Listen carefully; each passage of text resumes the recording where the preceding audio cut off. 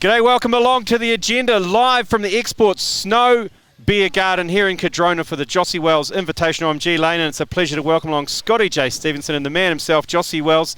How you going, fellas? Top notch, mate. Bluebird day. Cold one in hand. Absolutely. It's such a day. What an Unreal. afternoon. Bit of wind this morning, apparently, G Lane. That was only in the apartment, though, but here on the mountain, looking good. Can we address first this jacket? Oh. This Gucci North Face jacket that you're operating. That is something else. That's not a jacket. That's an Auckland mortgage. Yeah, it's called peacocking, boys. It's called peacocking. Yeah. You are peacocking hard.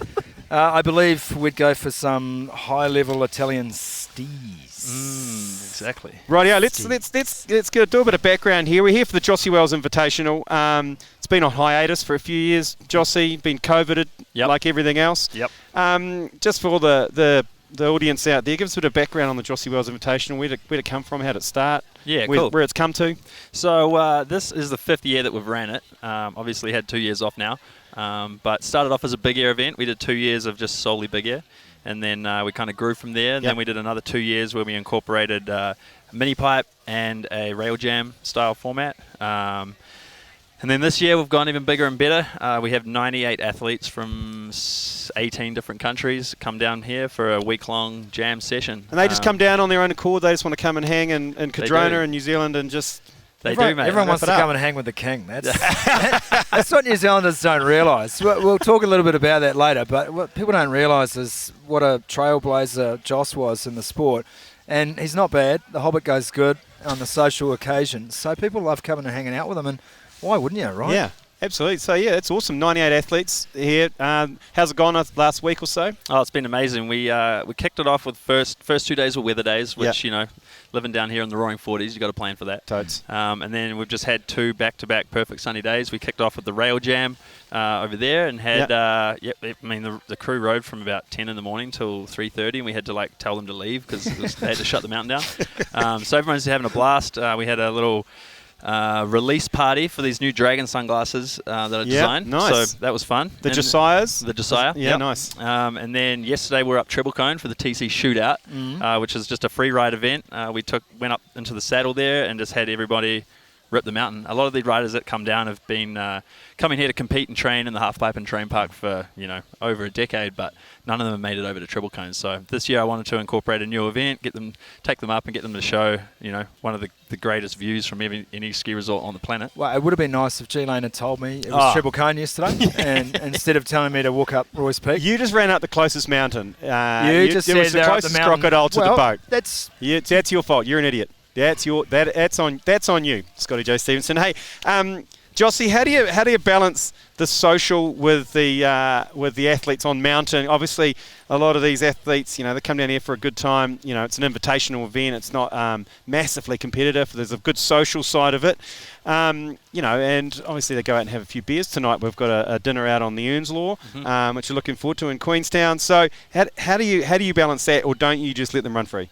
Yeah, I don't really balance it. I think everyone kind of takes it upon their own accord to balance it how they see fit. Right, personal responsibility. Okay. But yeah, I mean, this whole event, we go to a lot of events around the world that are very, the pressure's on. Yeah. It's the Olympic qualifier, or you're at the Olympics, the X Games. These events that are pretty high stress. So with this event, basically, I wanted to create a week where we could all come together, we could all ride and do the thing that we love, and then we can also get off the hill and do the thing we love together, hang out. Awesome. Enjoy some time together. Basically we just spend the whole week hanging out, jamming, skiing, and at the end of the week, the format for the whole week, right? We have no judges. Each athlete that is skiing and snowboarding, they all vote at the end of the week on 6 awards. It's Rider of the Week for ski, snowboard, men and women. Yep. And then we have the Tom Campbell Style Master of the Week, ski and snowboard. And so on the last day, everybody gets a link. They go on, drop-down menu, they choose who their favourite was, and then we tally it all up, and then we have the Jossi Wells popularity contest. How good? Ah, excellent. I was wondering about the social question because I've got some issues. I'm not a great boarder. I'll give you that. My strengths lay off the mountain, and you're at pro ski. Oh yeah, on the mountain. Usually in something like Captain's, far enough away that I can get away from my family and just pound beers and eat pizza, and then off mountain. And the reason I ask that is because I've had a few occasions where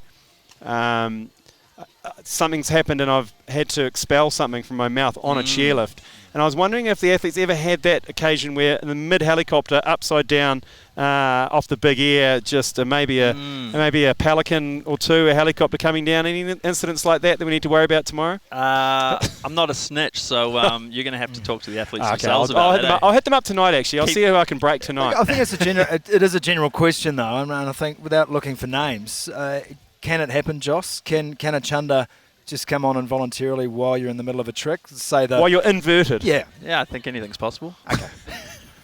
Looking at the size of that jump up there, I think it's more likely to come out the other end for me. You're not going on that jump. If they inflate that big giant pillow, if you inflate the giant pillow, Jossi, I'll go for it, but I'll do it on a sea biscuit. What about an inner tube? Yeah, that's what I mean. An inner tube? An inner tube. I'll do it in an inner tube. Okay. Yep.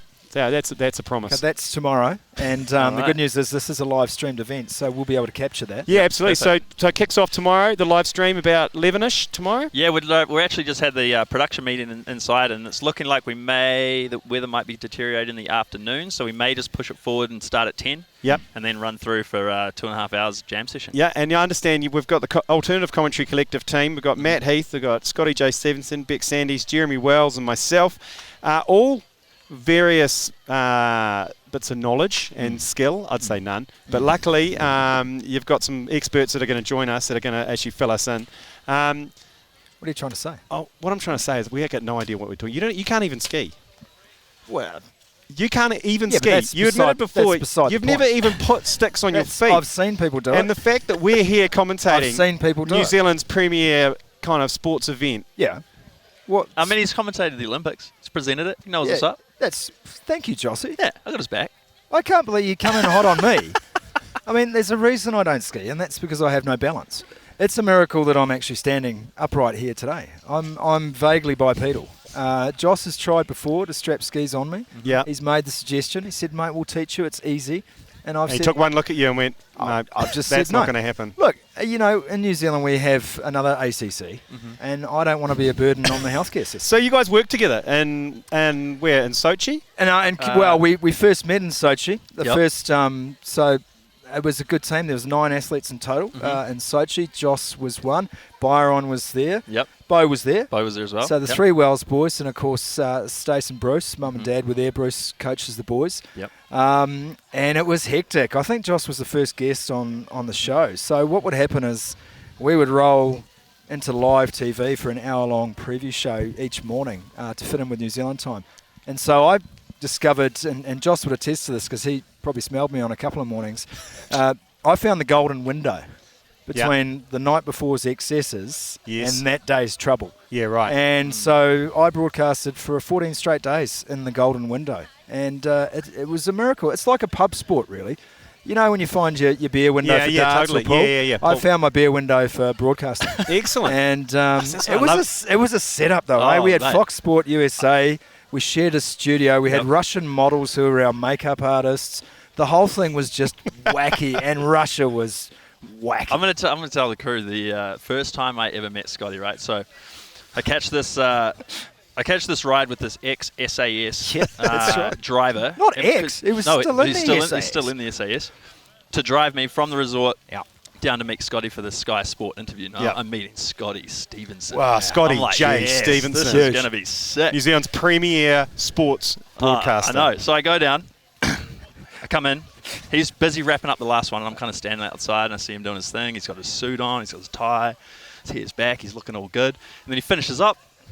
And then he steps out from behind, and he's got these pink short shorts on and these flip-flops. And he comes up and gives me this hug, and he smells like Russia. Yeah, that's vodka mixed with some beer. And I was like, all right, we're going to be boys. We're going to get in. So that was the first time, and there's myriad stories out of Sochi. I actually got lost the first night. I went missing. You don't want to get lost in Russia. No, and Hacksaw, who was our SAS security guard, and that's another story in itself. Hacksaw was his first name, Jim? He was just Hacksaw. Oh, yeah. He wasn't a Duggan. And but I went missing. I didn't find my way back to the hotel until midnight that night. And unbeknownst to me, my phone died. Unbeknownst to me, I caused a minor diplomatic incident because the New Zealand Olympic team were expecting me, never arrived. So they told their police attaché. Oh, God. Then the police attaché calls, and imagine the policeman doing this in a real gloat move. He just goes, He phoned him, and these were his words: "Here, you've lost one of your chickens already, mate."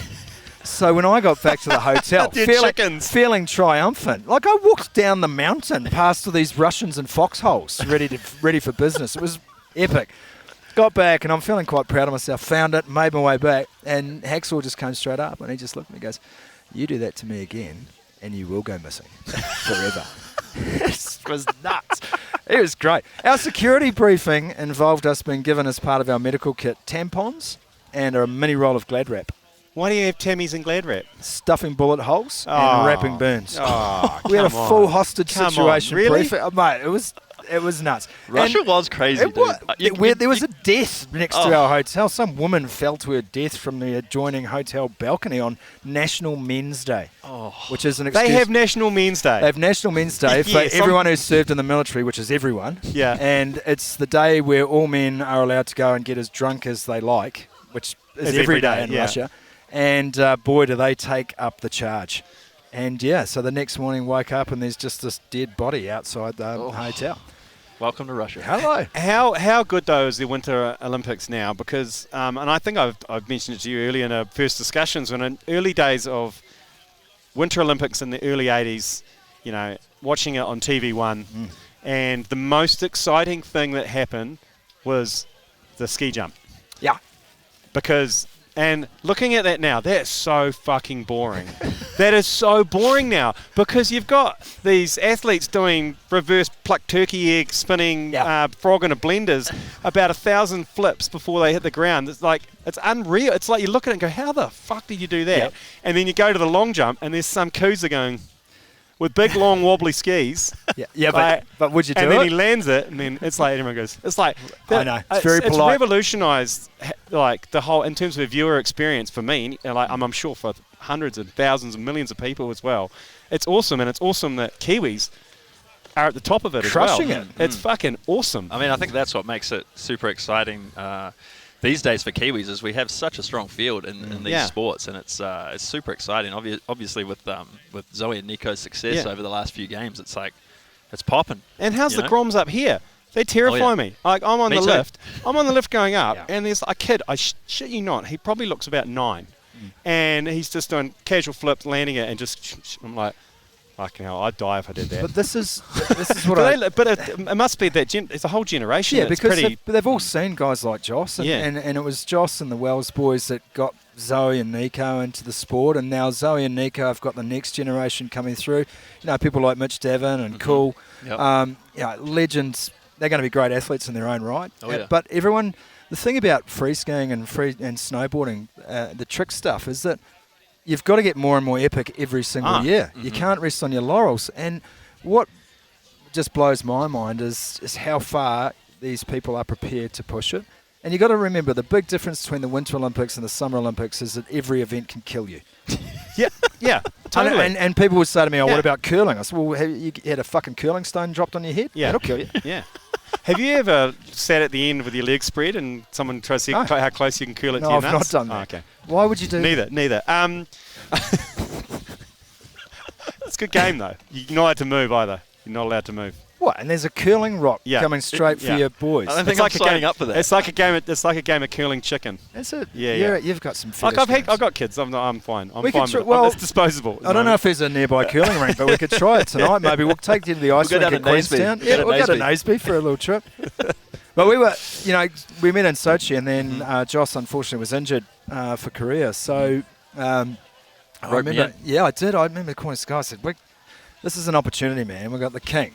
And he ain't skiing, so we may as well get him talking. And it was awesome. And I think one of the other things that New Zealanders who aren't into skiing, Joss opens doors. It's like everyone knows Jossi Wells. So I'm just in a slipstream for the entire Olympics. And everywhere you went with him, you'd meet these extraordinary athletes, and everyone gets on. And that was the other great thing, I think, when you're at the bottom of the pipe or big air, all the athletes are really stoked for all the other athletes, and the Olympics subtly shifts the dial on that. Yeah. And you guys called it, and I'd love your thoughts on this. You guys called it getting Olympic.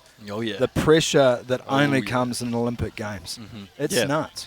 Yeah, it is crazy. I mean, the sport is based on kind of like the essence of kind of what we're trying to do here, where it's like camaraderie, it's progression and the right kind of right environment and stuff. And then, you know, even in the competitions, you're like at the top in the start gate, and like the moment that you're in the start gate, you're like, all right, it's game time. But then as soon as you land, you're like, boom, home mode. You know what I mean? But then you go to the Olympics and it's like everyone's in their national teams and everyone's kind of segregated. You're going onto the lift in Russia through a metal detector. You're just like, this isn't very familiar. No, that's it. So yeah, I mean, that just goes to show, I think it's like in all sports, when it comes to the Olympic Games, it's just such a different beast, and to see the athletes that can rise to the occasion there is the reason why it's the Olympic Games, you know? Yeah. And I was saying earlier, because it was the Sochi Games, and I was saying earlier to Scotty that copped a bit of criticism about the snow sport athletes being a bit too casual, being a bit too laid back, being a bit too happy about not winning, you know, and smiling when they didn't win a medal and all that shit. But now, they haven't changed their behaviour, but now it's seen as this ultimate sporting camaraderie now. I copped the brunt. Yeah, you did. You did. You really did. Sure. But now, you know, it's Christy Pryor and Possum Tour as well. I remember. Yep. I remember the column you referred to, Yeah. and people just didn't understand the claim. They didn't understand the fact that it's a judged event. You got to sell your shit, right? Yeah. Bad run or good run, you're still going to sit at the end and smile at the judges. Well, you also just like took your own life in your hands. 100. I know, and you've survived, you know, and you're like, I'm at the bottom, like, I'm all good, I'm walking away. I'm happy here. I have not broken anything. But nothing's really changed. That camaraderie and that sportsmanship that you talked about hasn't changed really, but I think everyone's moved on now, and they look at it. Yeah. And you look at Zoe and it, you know, and how they celebrated together. You know, they're all the pile up that was going on. Yeah. If you'd won bronze, if you'd come fifth, like they had a huge pile on the person who won. Yeah, You know, totally. It's pretty awesome. I mean, it's I think amazing. it just comes down to like understanding the sport and the culture in the sport. And because it was like, you know, super new in the mainstream, like that is a very rare thing to have high level competitors like smiling at each other. Yeah, even, you know what I mean? totally. And They so, want to kill you know, each other usually, don't they? It's like, here we are, we're on the world stage, and like this is how we do it. And people are like, what? They They don't really get it. It's funny, because you think of a sport like border cross, and those athletes it's death stares and you know, any other sort of event where you're genuinely competing against someone else. But when you get to the free skiers and snowboarders, mate, everyone's just like happy for each other. Yeah.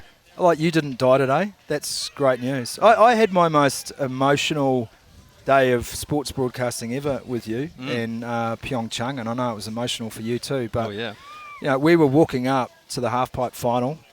Byron was in, Bo James was in, so two of Joss's brothers, and of course Nico Porteous was there as well. Miguel hadn't quite made it through to the final, had he? Can't remember. But we were on our way up, and over the top came a chairlift to tell us that Zoe had won the bronze. So we are just pumped up. Yeah. Get up the top, everyone's just in a great mood and thinking to ourselves, this is going to be a brilliant day. Practice run, and Byron came down hard and busted his knee. And I've never seen anything like this, and I can't believe the cameras weren't rolling at the time.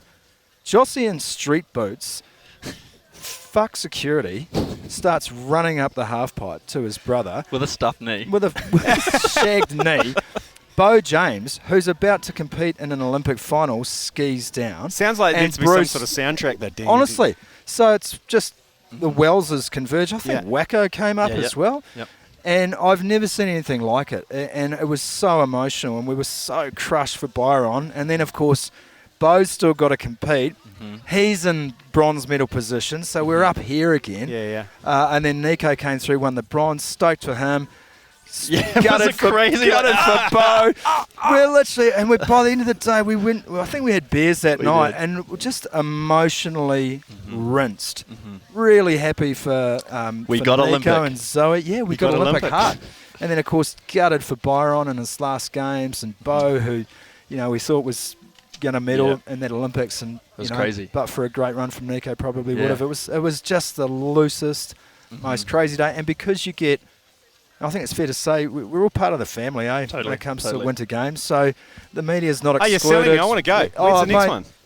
I've never had an Shit, experience like that where you are just part of the crew. Yeah. And so we felt everything, eh? We did. It was insane. A crazy day. Yeah, you could see that in China. You could see that in the was it based in Beijing or just Beijing? You Yeah. could see that. It was the weirdest games to watch as just a normal person, relatively normal person, watching from the outside when they had that, especially with the big air and everything, and there was no snow anywhere else, and there was that power plant next door that looked like it was in summer. Just and converted something really poisonous and toxic into a jump. Yeah, it was crazy. That shit looked crazy.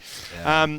So tomorrow from 10:30, everything's going to kick off here at Cardrona. Jossi Wells Big Air.